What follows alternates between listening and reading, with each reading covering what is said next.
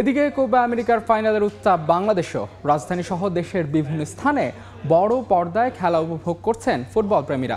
এই মুহূর্তে ঢাকা বিশ্ববিদ্যালয় টিএসসিতে আছেন রিপোর্টার সাব্বির মিথুন। যাচ্ছে তার কাছে। সাব্বির,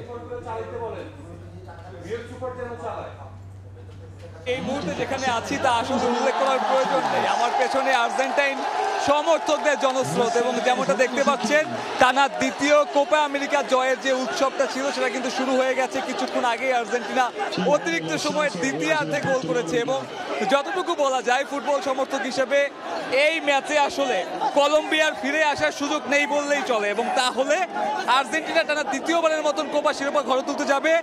আর্জেন্টাইন ফ্যানদের যেখান থেকে শিরোপা খরা শেষ হয়েছিল সেখানে একটা চক্র পূরণ করে আবারও কোপা আমেরিকা শিরোপা অর্থাৎ লাতিন শ্রেষ্ঠত্বের যে মুকুট তা উঠতে যাচ্ছে আর্জেন্টিনার হাতে।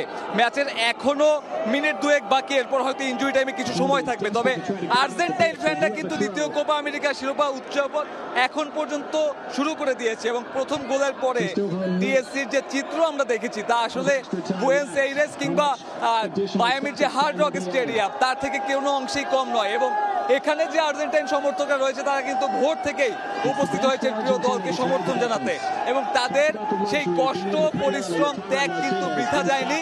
তারা দলের হয়ে গলা তো ফাটিয়েছে, পাশাপাশি আর্জেন্টিনার ঐতিহাসিক দ্বিতীয় কোপা শিরোপার যে জয়ের যে উদযাপনের যে মহেন্দ্রক্ষণ তা কিন্তু এই জায়ান্ট স্ক্রিনের সামনে দাঁড়িয়ে সেই মুহূর্তের সাক্ষী হয়েছে। এবং যেমনটা আপনারা দেখছেন টিভি স্ক্রিনে খেলা চলছে, শেষ মুহূর্তের খেলা। তবে সব ছাপিয়ে টিএসসির এই আর্জেন্টাইন সমর্থকরা কিন্তু উৎসব শুরু করে দিয়েছে।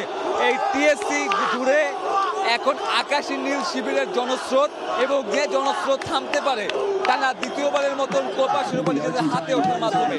এই ম্যাচ নিয়ে বেশ কিছু কথা বলার পয়েন্ট রয়েছে, তবে সব ছাপিয়ে কিন্তু লিওনেল মেসির যে ইনজুরি, চোট পেয়ে আর্জেন্টাইন LM10 পোস্টার বয় যাকে বলা হয়, সেই LM10 মাঠ ছেড়ে উঠে যাওয়ার পরে এখানকার যে সমর্থকরা রয়েছে তারা কিন্তু মেসি মেসি ধ্বনিতে মুখরোধী করেছে, অর্থাৎ নিজেদের পোস্টার বয়কে যে সাপোর্ট দেওয়ার যে বিষয়টা সেই সাপোর্টটা তারা দিয়েছে। এবং মেসির জন্য এবং অ্যাঞ্জেল ডি মারিয়ার জন্য যে ম্যাচটা বিশেষভাবে তাৎপর্যপূর্ণ, আর্জেন্টিনার তারা দ্বিতীয় কোপা আমেরিকা শিরোপা জয়ের যে মহেন্দ্রক্ষণ তা কিন্তু বেশ ভালোভাবেই হচ্ছে। এবং আপনি এখন দেখতে পারবেন এখানকার যে চিত্র, এখানে আসলে তিল ধারণের ঠাঁই নেই, এবং সেই তিল ধারণের ঠাঁই নেই। এবং এখানে আরও আর্জেন্টাইন সমর্থকরা যারা আসলে ভোরবেলা নাগাদ এই ঢাকা বিশ্ববিদ্যালয় প্রাঙ্গণে আসতে পারেনি তারা কিন্তু এখন এখানে আসা শুরু করেছে, এবং তাদের ভিড় ক্রমশই বাড়ছে। সব মিলিয়ে টিএসসিতে এই মুহূর্তে তিল ধারণের ঠাঁই নেই। শুধুমাত্র এই মুহূর্ত নয়, ফজরের নামাজের পর থেকে অর্থাৎ ভোর 5টা থেকে 6টার পর থেকে কিন্তু এখানে